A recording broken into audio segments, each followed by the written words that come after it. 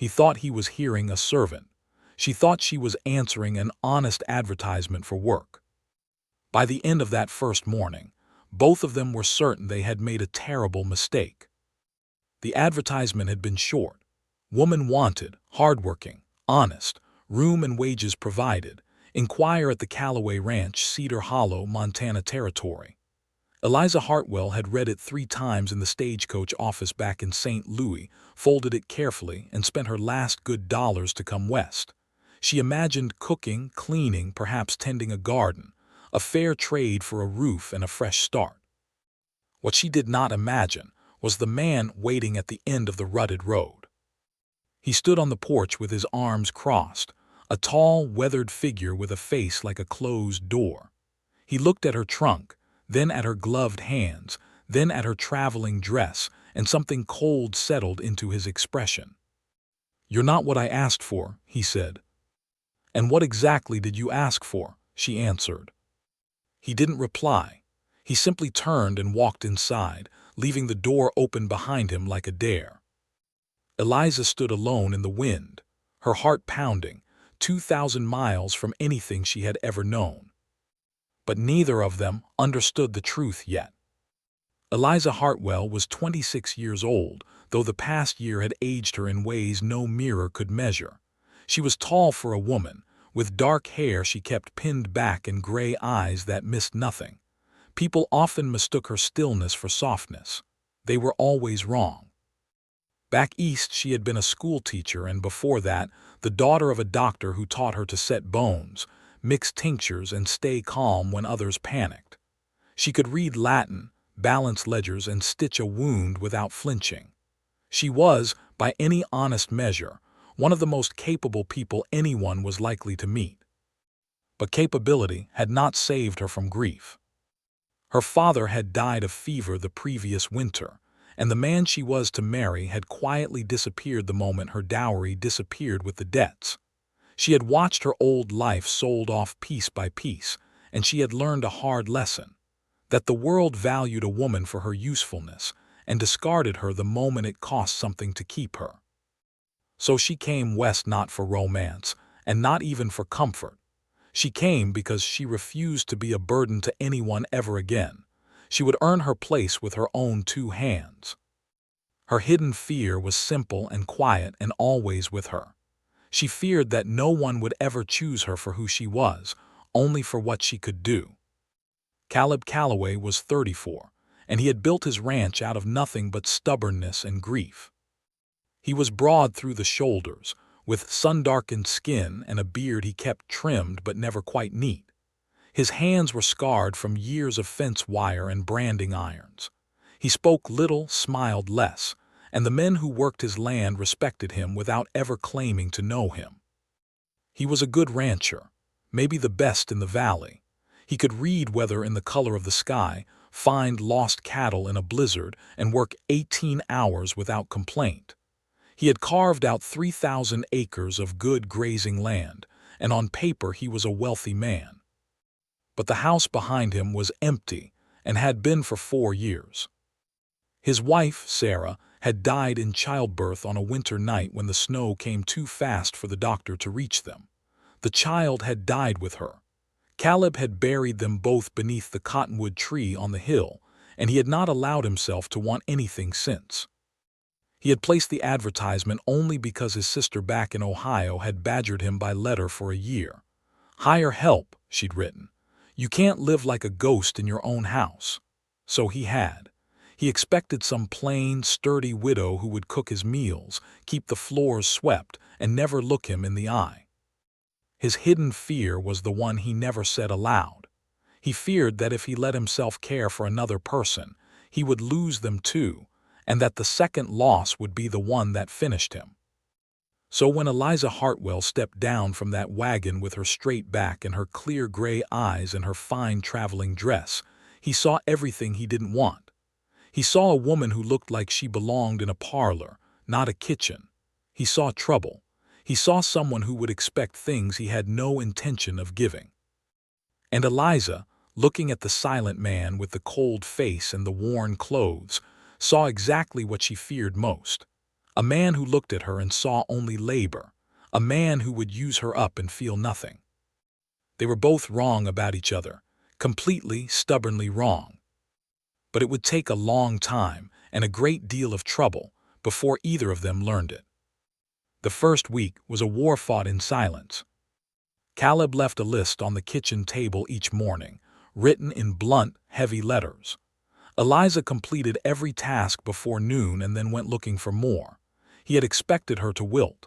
Instead, she split kindling, scrubbed the smokehouse, and reorganized his pantry so efficiently that he couldn't find the coffee for 2 days. "You moved things," he said flatly on the third evening. "I improved things," she answered, setting his plate down a little harder than necessary. He ate in silence. The food, he noticed, was the best he'd had in 4 years. He did not say so. The first real clash came on the 5th day. One of his ranch hands, a young man named Tom, came stumbling toward the house clutching his forearm, blood seeping bright between his fingers. A length of barbed wire had torn him open from wrist to elbow. The other men gathered around uselessly, pale and panicking. Caleb shouted for someone to ride for the doctor, 12 miles away. But Eliza was already moving. She crossed the yard at a run, pushed 2 grown men aside, and took the young man's arm in her hands as if she'd done it 100 times. "Get me clean cloth, boiled water, and the whiskey from the cabinet," she said. "Now." Caleb stared. "You don't." "I said now." Something in her voice made him obey. He watched, dumbfounded, as this woman he'd taken for a delicate Easterner cleaned the wound, threaded a needle, and stitched the boy's arm closed with steady, practiced hands. She spoke softly the whole time, telling Tom about the riverboats in St. Louis, keeping his mind off the pain. When she finished, she bandaged the arm and looked up. "He'll keep the arm," she said. "Keep it clean. Change the dressing twice a day." The ranch hands looked at her now with something close to awe. Caleb said nothing at all. But that night, when he sat alone on the porch, he found himself thinking that he had badly misjudged the woman under his roof. He did not like being wrong.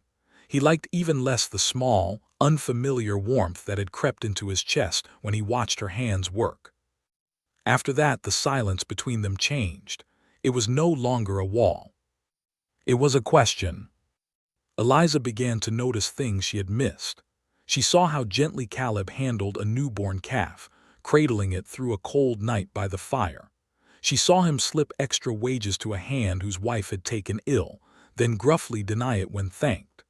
She saw that the hardest man in the valley left out scraps for a half-wild dog that trusted no one else. And Caleb began to notice her, too. The way she read by candlelight long after her work was done. The way the men came to her now with their small hurts and their letters they couldn't read.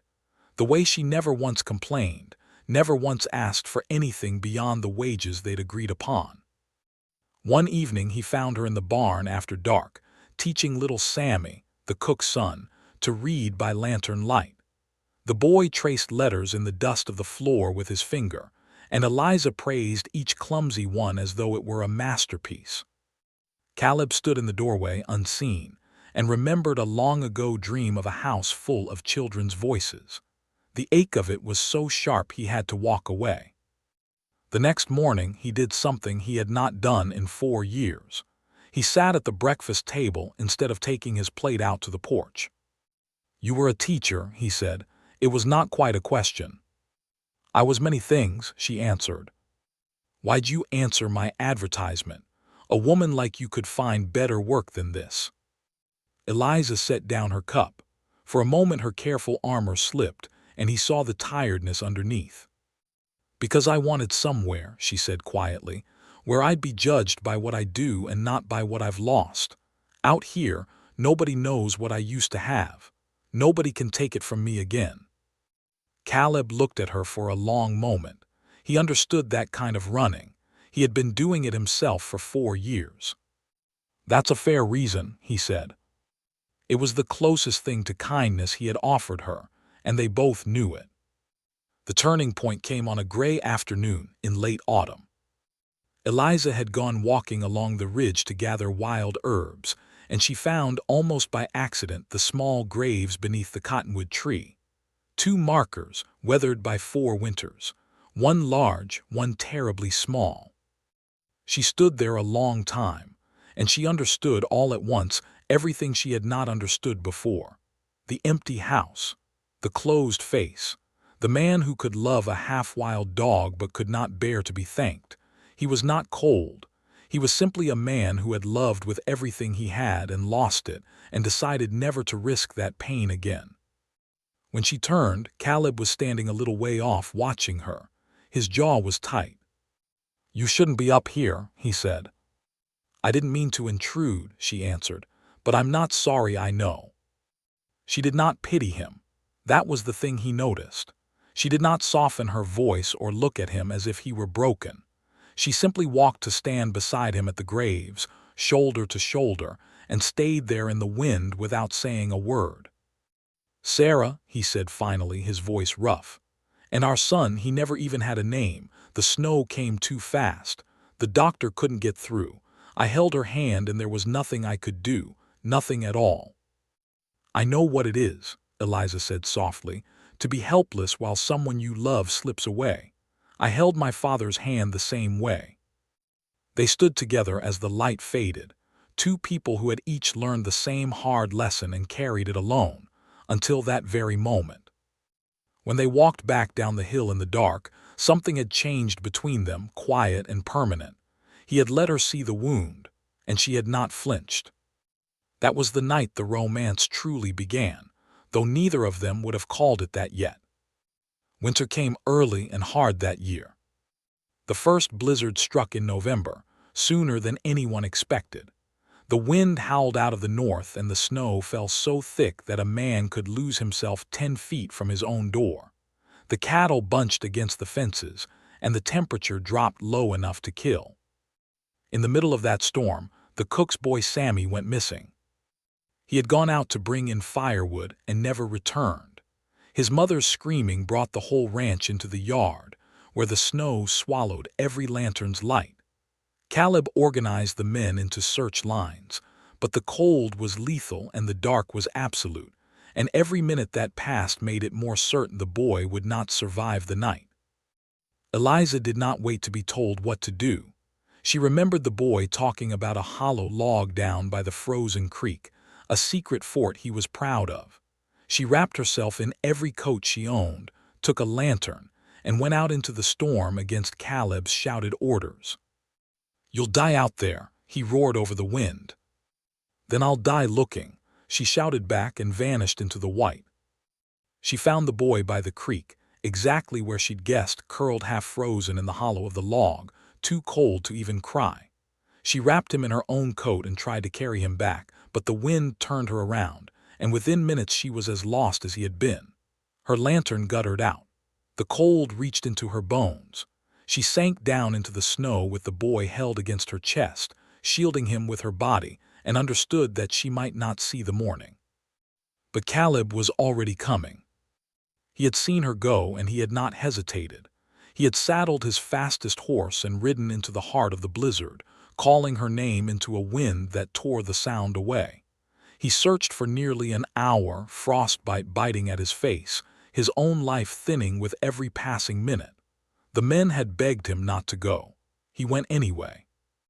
Because somewhere in those weeks, without ever admitting it, he had let himself want something again, and he would not lose it, not this time, not while he had breath left to fight. He found them by the creek, a dark shape against the snow, barely moving. He pulled them both onto his horse, wrapped them in his own coat, and brought them home through a storm that should have killed all 3. For 2 days Eliza burned with fever, her hands and feet frostbitten, her breathing shallow. And Caleb Calloway, the man who never let himself care, did not leave her side. He kept the fire burning. He warmed her hands in his own. He spoke to her through the long nights, telling her about Sarah, about his son, about the dream of a full house he had buried under the cottonwood tree. "Don't you do this to me," he whispered once when her breathing grew faint. "I buried 2 people on that hill. I will not bury a 3rd. Do you hear me? You stay, Eliza." On the third morning, her fever broke. She opened her eyes to find him slumped in the chair beside her bed, gray with exhaustion, his hand wrapped around hers as though he'd been holding on all night. "Sammy," she rasped. "Safe," Caleb said. "Warm by the fire, you saved his life." "And you," she whispered, "saved mine." He looked at her, then with an expression she had never seen on his face before, raw and open and unguarded. "I think," he said slowly, "I've been saving up for you a lot longer than that." The spring that followed was the gentlest the valley had seen in years. Eliza healed. The frostbite cost her nothing but a few weeks of stiffness, and by April she was walking the fields again, though now Caleb walked beside her more often than not. The list on the kitchen table disappeared. They did the work of the ranch together now, side by side as partners. The whole community had changed toward her, too. The men who had once seen a servant now tipped their hats to her in town. The boy she'd saved followed her like a shadow. The half-wild dog let her scratch its ears.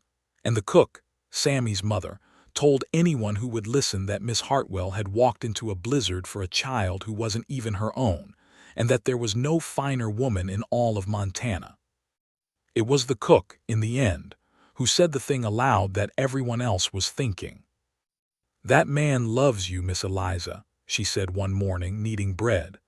"Loved you since the day you stitched up Tom's arm. He just don't know how to say it. Lost too much to trust his own heart." Eliza did not answer, but she carried the words with her all that day. That evening, Caleb found her on the porch, watching the sun go down red over the western hills. "I have to tell you something," he said, and his voice was unsteady in a way she'd never heard. "When you came here, I thought I was hearing help, someone to keep the house and stay out of my way. I told myself that's all I wanted." He took off his hat and turned it in his hands. "But you didn't keep out of my way. You walked right into the middle of my life and you made it a home again. You made me a man who wants things. And I'm scared to death of it, Eliza, because every time I've loved someone, I've lost them. But I'd rather be scared every day for the rest of my life than spend one more day in that house without you in it." He reached into his pocket and brought out a small ring, plain gold, worn smooth. "It was my mother's," he said. "I'm not asking you to be my servant. I never should have asked for that. I'm asking you to be my wife, to stay, not because of what you can do, because of who you are." Eliza Hartwell, who had crossed 2,000 miles certain that no one would ever choose her for herself, who had armored her heart against exactly this hope, felt the armor fall away all at once. "You're sure," she whispered. "You know everything I've lost, everything I'm not." "I know everything you are," he said. "That's more than enough, that's everything." She stepped into his arms and pressed her face against his chest, and for the first time in longer than she could remember, she let herself be held simply for being herself. "Yes," she said, "yes, I'll stay." They were married that June beneath the cottonwood tree on the hill, where Caleb said his old grief and his new joy could live side by side. The whole valley came. The boy Sammy carried the ring. The cook cried into her apron, and the half-wild dog sat at Caleb's feet through the whole ceremony, finally tame. In the years that followed, the empty house filled with the sound Caleb had once thought he would never hear again.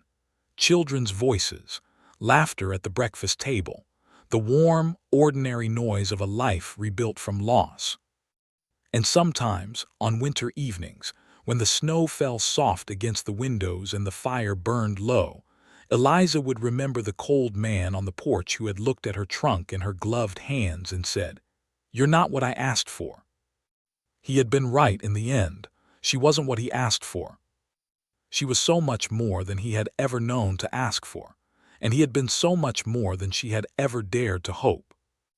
They had each come into that house certain the world would only ever value them for what they could give, and they had found, instead, the rarest thing of all, someone who saw exactly who they were, wounds and all, and chose them anyway. He had thought he was getting a servant. What he got instead was a home, a family, a second chance at a life he'd buried on a hill. And Eliza, who had come west with nothing but a folded advertisement and a heart braced for disappointment, finally understood that she had not been running toward a job at all. She had been running, all that long way, toward the one place she would ever truly belong.